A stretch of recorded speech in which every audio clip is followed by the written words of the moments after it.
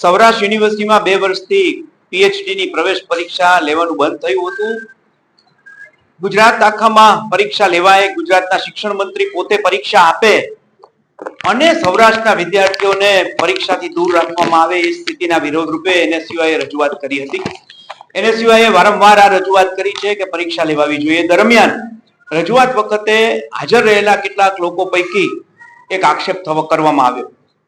સૌરાષ્ટ્ર યુનિવર્સિટીમાં ખૂબ મોટી સંખ્યામાં માર્ગદર્શકો છે, ખૂબ મોટી સંખ્યામાં વિદ્યાર્થીઓ પીએચડી નું કાર્ય પૂરું કરે છે. કોઈક વખત ચોક્કસ આવા આક્ષેપો થયા છે ભૂતકાળમાં. યુનિવર્સિટીના ધ્યાનમાં આવતા કડક પગલાં પણ લેવાના છે. અધ્યાપકોને છૂટા કરવા સુધીના પગલાં સૌરાષ્ટ્ર યુનિવર્સિટીમાં લેવાયા છે.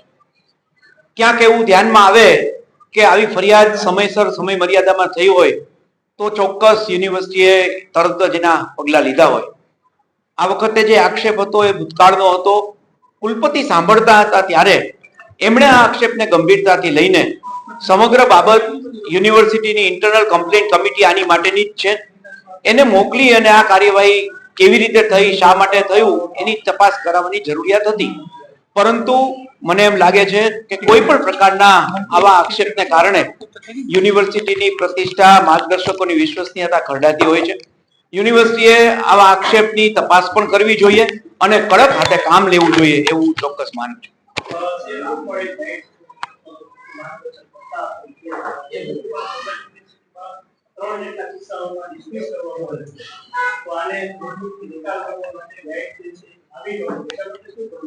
ચોક્કસ અને એના બધા જ પગલા લેવાયા છે. દાખલા તરીકે પહેલા એવું હતું કે નોંધણી પહેલા, પીએચડી નોંધણી પહેલા માર્ગદર્શક અને વિદ્યાર્થીઓ સાથે રહીને એક ફોર્મ ભરીને આપતા અને પીએચડી ની નોંધણી થતી. હવે પ્રક્રિયા બંધ થઈ ગઈ. અત્યારે માર્ગદર્શક અને વિદ્યાર્થી પીએચડી ની નોંધણી થઈ ગયા પછી પહેલી વખત મળતા હોય છે. ત્યાં સુધી માર્ગદર્શક અને વિદ્યાર્થીની મુલાકાત પણ નથી થતી હોતી. એનો અર્થ એવો થયો કે પીએચડી ના પ્રવેશમાં માર્ગદર્શકની કોઈ સીધી ભૂમિકા નથી. એની ડીઆરસી છે, ડીઆરસી માં નક્કી થાય કયા માર્ગદર્શક ફાળવવામાં આવે છે અને ત્યારબાદ પ્રવેશ મેળવે છે. એનો અર્થ એવો થયો કે પીએચડી ના પ્રવેશમાં કોઈ પ્રકારની આવી ગેરરીતિ થઈ શકે એવું નથી.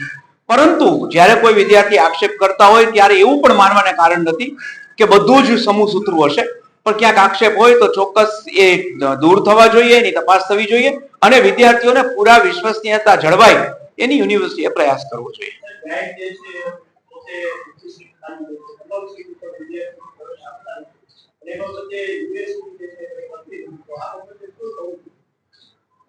એમાં બે વસ્તુ છે કે બધા જ વિદ્યાર્થીઓને એક જ પરીક્ષામાં પ્રવેશ આપી દેવામાં આવે, એનું 3 થી 4 વર્ષ કામ ચાલે તો પછીના 2 વર્ષ સુધી ભાગ્યે જ કોઈ વિદ્યાર્થીને પ્રવેશ મળે. દાખલા તરીકે કોઈ ગાઈડ પાસે 6 બેઠકો હોય તો દર વખતે 2 બેઠકોમાં પ્રવેશ આપે તો દર 2 વર્ષે એના વિદ્યાર્થીઓ નવા આવતા જાય અને જૂનાનું પૂરું થતું જાય. એટલે એક સાથે બધી જ બેઠકો જાહેર કરી દેવી ને બધાને પ્રવેશ આપી દેવો તો આના પછીની પરીક્ષા લેવાશે 1 વર્ષ પછી, ત્યારે ભાગ્યે જ કોઈ પાસે કોઈ જગ્યા હોય. એવું ન થાય અને ગાઈડને થોડીક મોકળાશ રહે, એક સાથે બધા જ વિદ્યાર્થીઓનું માર્ગદર્શન કરવું એમની માટે પણ થોડું મુશ્કેલ હોય છે. એવું ન થાય માટે આવું કરતા હોય છે.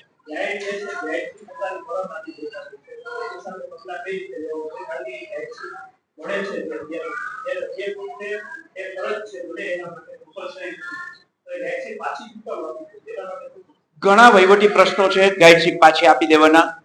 યુનિવર્સિટીમાં પહેલા અધ્યાપકો અને એટલે માર્ગદર્શક અને વિદ્યાર્થી સાથે રહીને જે કામ કરતા હતા એની બદલે યુનિવર્સિટીમાં વચ્ચેનું તંત્ર ઉમેરાતા ઘણી જગ્યાએ એવું જોવા મળે છે કે ભવનના અધ્યક્ષો પોતાની રીતે મનસ્વી નિર્ણય કરતા હોય, એનાથી માર્ગદર્શકોની નારાજગી પણ હોય છે.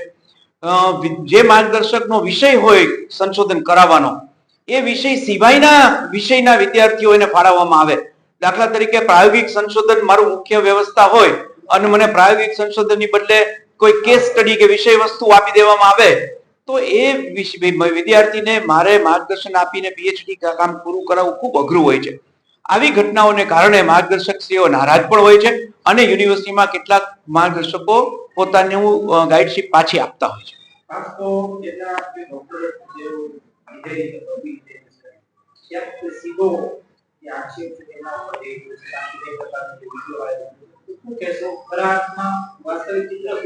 હું એવું માનું છું કે મહદ અંશે આવી આક્ષેપો સાચા નથી હોતા. ક્યાંક હોય પણ છે, અને જ્યાં હોય છે ત્યાં યુનિવર્સિટીએ કડક હાથે કામ લીધું છે. દરેક વિદ્યાર્થીઓને આવો અનુભવ પણ નથી થતો, અને દરેક માર્ગદર્શકો માટે આ વાત પણ સાચી નથી.